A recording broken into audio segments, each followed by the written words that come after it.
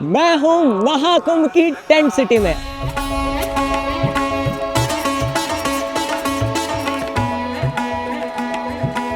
आइए आज आपको एक ऐसे मंदिर की यात्रा कराएंगे जो हमारे प्राचीन वैदिक इतिहास में बहुत ही महत्वपूर्ण भूमिका निभाता है।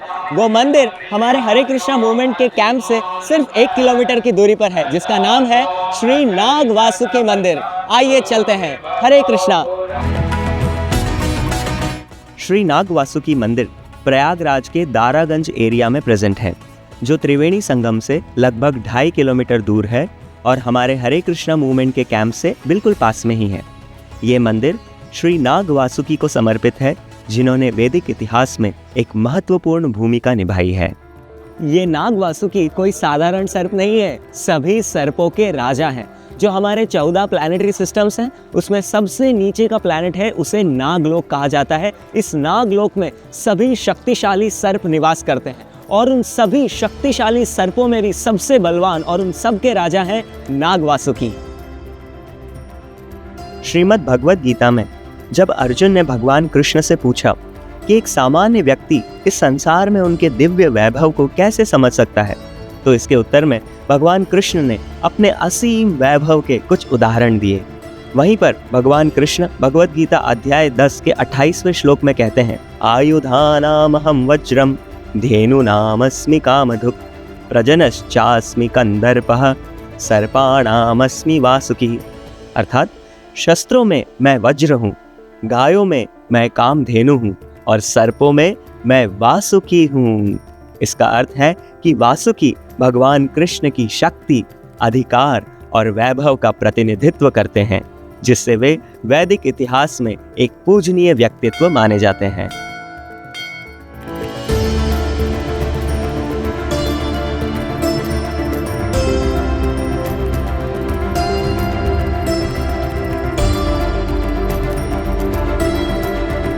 पद्म पुराण के अनुसार वासुकी ने क्षीर सागर मंथन में एक महत्वपूर्ण भूमिका निभाई थी। देवताओं और असुरों ने वासुकी को रस्सी के रूप में उपयोग करके महासागर को मथा, जिससे अमृत प्रकट हुआ। लेकिन इस घटना के दौरान वासुकी ने अत्यधिक तनाव सहन किया और चोटों से वे कमजोर हो गए थे, जिससे उनके शरीर में जलन होने लगी। तो इस जलन से राहत पाने में असमर्थ होकर वासुकी ने भगवान विष्णु से सहायता मांगी। भगवान विष्णु ने नाग वासुकी को त्रिवेणी संगम के शीतल जल में स्नान करने और प्रयागराज में विश्राम करने की सलाह दी। तो भगवान विष्णु के निर्देशों का पालन करते हुए वे प्रयागराज आए और सफलतापूर्वक पुनः शक्तिशाली हो गए।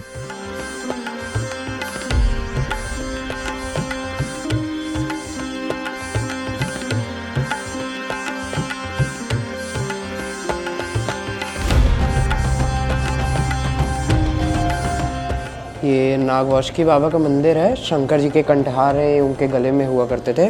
जब समुद्र मंथन हुआ था उसके बाद उसमें रस्सी बने थे। उसके बाद जब ये त्रिवेणी संगम में आए हुए थे, यहाँ पे स्नान करके विष्णु जी से फिर अनुमति लेके यहाँ पे विश्राम करे हुए थे। तब से यहाँ पे लोगों को दर्शन देने के लिए यहीं पे ये नाग वासुकी का विग्रह काले पत्थर का है। यहाँ पर इनके 5 फण और 4 कुंडलियाँ हैं। ब्रह्मा जी के मानस पुत्रों ने स्वयं इनकी स्थापना की थी। इस मंदिर का इतिहास और भक्ति से गहरा संबंध है। नाग वासुकी के मंदिर के साथ साथ यहाँ कई अन्य दर्शन भी करने को मिलते हैं।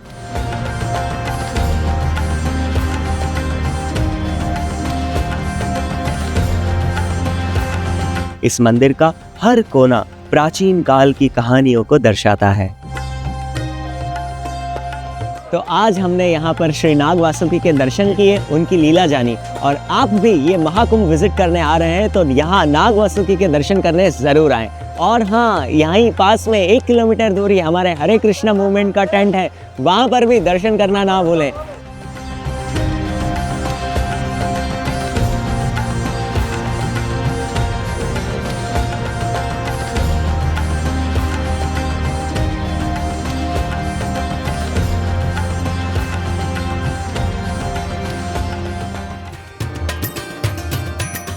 तो नाग वासुकी टेम्पल विजिट करने के बाद हम अपने हरे कृष्णा मूवमेंट के कैंप में वापस लौट चुके हैं अपनी बहुत इंपॉर्टेंट सेवा करने के लिए, और वो है प्रसादम डिस्ट्रीब्यूशन। यहाँ आने वाले बहुत सारे पिलग्रिम्स को मंदिर द्वारा प्रसाद डिस्ट्रीब्यूट किया जा रहा है। चलिए उसमें थोड़ी सी हेल्प करते हैं।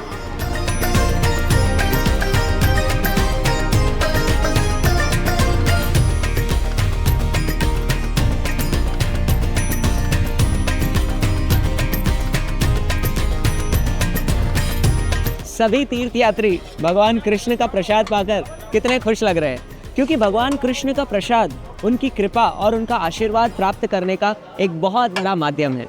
यदि आप भी महाकुंभ में आ रहे हैं तो यहाँ सेक्टर 6 में आयोजित हरे कृष्णा मूवमेंट के फ्री अन्नदान सेवा में ज़रूर आइए और प्रसाद प्राप्त कीजिए। हरे कृष्णा।